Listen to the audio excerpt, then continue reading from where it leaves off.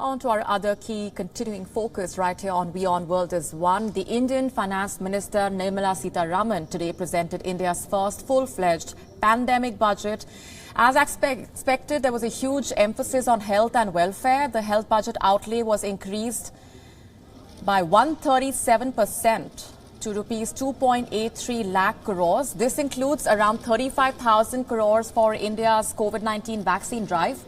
The finance minister said that at least 2 or more India-made vaccines are in the pipeline. Around 2,200 crores have also been allocated to tackle air pollution in major urban centers. The finance minister announced a new public health scheme, Atmanirbhar Health Yojana, with an outlay of rupees 65,000 crores. Besides this, the government also setting up 15 health emergency centers. The government reiterated its support for the farmers, also setting a target of 16.5 lakh crores in the agricultural credit.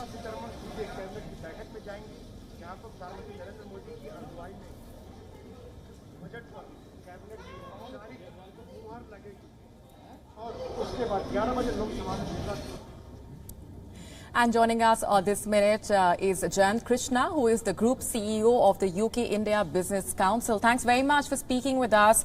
Also with us from Hong Kong is Simon Lee, who is the Co-Director, International Business and Chinese Enterprise Program. Coming to you first, Simon, the entire world has its eyes on how India takes the way forward when it comes to economic recovery amid the pandemic. Your key takeaways from the budget? I think this is not an easy budget because of the COVID-19 difficulty. The Indian government need to spend lots of money to recover the economy, but it is heading in the right direction. I saw that the finance minister spend lots of money, or going to spend lots of money in building an infrastructure. When I look at the World Economic Forum Global Competitiveness Report 2019, before the COVID-19 time, India lags quite behind. They compare with other developing countries. We need good infrastructure. So lots of money spent on the railway, on the urban transport, and also on some other infrastructure to improve the connectivity between among the cities in India, and then this can attract more foreign investment. Another highlight is on the healthcare system. You just mentioned the life expectancy again is slightly below 70, and then with improvement in the life expectancy, the healthcare program, this will brings lots of economic benefits to other sectors as well, because healthcare system involves lots of money, and this will bring about lots of employment and economic development in the related sector. Jayant Krishna, how satisfied are you with the health sector allocation in this budget? I think, India spends barely 1.3% of its GDP on healthcare. That's a public spend on healthcare. And the Prime Minister has been saying to raise it to 3% even before the pandemic had hit us. So I think increase of outlay by about 130% is a step in the right direction. But how would the poorest of the poor would get benefited? I think that's a $1 million question. But along with that, there are also some pharmaceutical sector reforms which are very, very important. Pharma pricing issues which the national regulator has to look into. So I think it's good. Fundamentally, I believe this is a budget which is business as usual. See, most investors overseas, they look for some kind of a regulatory certainty. So since there are no surprises, that itself is a good thing. No significant changes in the taxes. So it reflects some kind of a stability in the policy making, which is good. Now people had apprehended there'll be some COVID-related surcharge or levy or a wealth tax levy. That has not happened. That's a big relief. From a foreign investor point of view, I think one significant change is that insurance sector. FDI limits have been increased from 49% to 74%, which the industry has been asking, and this would surely lead to more FDI in the insurance sector coming from overseas companies, including UK, US, continental Europe, and elsewhere. So that's a good thing. Also, the PLI allocation is very significant, of the order of about 1.97 lakh crores. We have seen wherever PLI was introduced in whichever sector, there has been a tangible improvement in the investments, in the production. If you look at we have 2019-20 is a full year that we have the data of. Our FDI increased by about 13% to become at a level, or to come at a level of about $50 billion. And we don't have estimates available, but there's every indication that during the pandemic year also this figure may not go down significantly, because the entire world is looking at India as a possible destination, as they're attempting to relocate part of their manufacturing supply chains from China to elsewhere. So I think these are all good steps, and also about 5.54 lakh crore worth of allocation for infrastructure. Because infrastructure is it propels growth in lots of sector, and it creates jobs and things like that, and of course quality of infrastructure improves. Then it's good for the industry, good for the citizens. It improves the Human Development Index. So these are all good things in the budget. Only disappointment to my mind is we were expecting some rationalization of customs duty. So while a little bit of tweaking has been done, with mobile chargers, with the textile, with the solar equipment and things like that, auto parts. But I think she has said that some 400 exemptions, which presumably would be 400 product categories, would be rolled out progressively as the government would relook and completely restructure their customs duty regime, and announced by 1st October 2021. So I think that's something which is very, very important. Right. Right, very interesting takeaways that you've mentioned there. Simon, there's been a growing need to create supply chain alternatives amid the pandemic. And that need has been emphasized post the situation that we've seen across the world, given the economic scenario. Would you say that this budget is directional in that sense when it comes to creating supply chain alternatives and shifting supply chains away from China? May or may not. It takes some time to do so. I mean, it takes a number of years because right, so it takes time to build all the infrastructure. The direction is correct. I even propose to be more aggressive, because now currently the deficit is only 9.5% of GDP. You see, Canada and Japan is 14 to 15. So to a certain extent, that deficit could be a little bit higher to build the required infrastructure, and then to attract more foreign investment.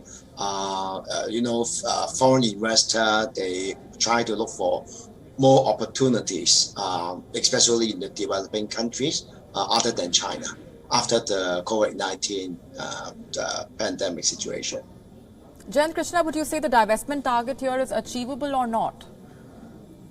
Government has to, look at. See, one good thing is that instead of disinvestment or divestment, the term that Finance Minister used was privatization, yes. So which is even more positive. But yes, government has to be very, very aggressive. Air India, disinvestment is in the process. LIC IPO, is in the pipeline. I think it calls for some regulatory changes also, some legal changes also.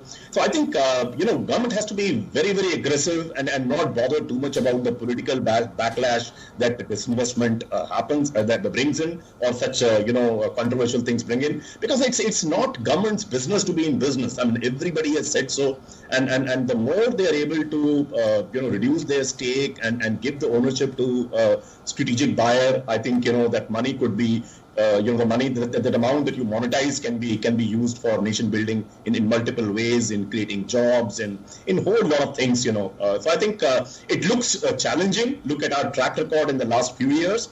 But as they say, when there is a will, there is a way. Once they get going, this government surely has lots of guts, and they have the capacity to do that. Right, Simon, global economic revival hinges on how India performs in the next few quarters, and which is why this budget is all the more significant. How optimistic are you that India is on the right path when it comes to economic recovery? The projections definitely work in India's favor for now. Now it depends on the effectiveness of the vaccine. Now we may have heard some negative news regarding the use of the vaccine. Some people pass away after the injection, but I think those are minorities. If the vaccine works well, then in later half of this year, I think the economy will rebound. Not just India, but all over the world. But if only India recovers, but then the situation is still quite worse in Europe and the United States, then I think it will have quite negative impact on the overall recovery. But I'm quite optimistic on that.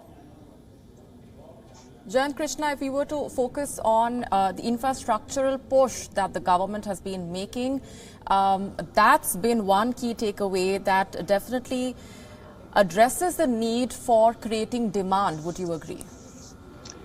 Yes, first of all, let's look at infrastructure projects are mostly capital intensive. They're mostly employment, manpower intensive. It creates triggers lots of jobs, and once more people get employed, more people, their wages, their earnings improve. Obviously, there'll be more demand, and it will stimulate the latent demand. Some of it we have seen, happening around Diwali and continuing even in the later months. So I think that's something good. And moreover, government has not played with the personal income tax. That itself is a good thing. It is not played with the corporate taxes, so which is good, and I'm sure. And some of the things, small as they may seem, I think a few incentives have been announced, for textile and which is apparel, apparel manufacturing and leather. These are two sectors. See, if you look at cars and things like that, their manufacturing investments today are very, very capital intensive. They do not create as many jobs. But these leather and apparel manufacturing are sectors which are still where the advent of technology has not been as much, and they're largely manpower intensive. So there's this mega textile park that they have talked about and things like that, and incentive for leather. I think this hopefully, I have not gone into the detail because one has to go through in fine print. But if it is done with the right earnestness, I think these two sectors, in the overall scheme of things, they are not very fancy sectors. People don't talk about it, but they can create their employment intensive, which is very, very important, because in COVID times, as we have seen, the poor and the hapless have suffered more than the rich and the well-to-do and well-placed people. So I think that's very good. And even the social security for gig workers, which has been announced, which is good. So I think these are all steps in the right direction. Right. And I see them having much promise. And like you rightly pointed out, the fine print will have to be studied, and the implementation will be the next crucial part of the story. We're leaving it there for the moment. Simon Lee, Jayant Krishna, appreciate very much your joining us on the broadcast with those perspectives and your thoughts on India Budget 2021. Co-presented by Skoda. Simply clever. WION now available in your country. Download the app now. Get all the news on the move.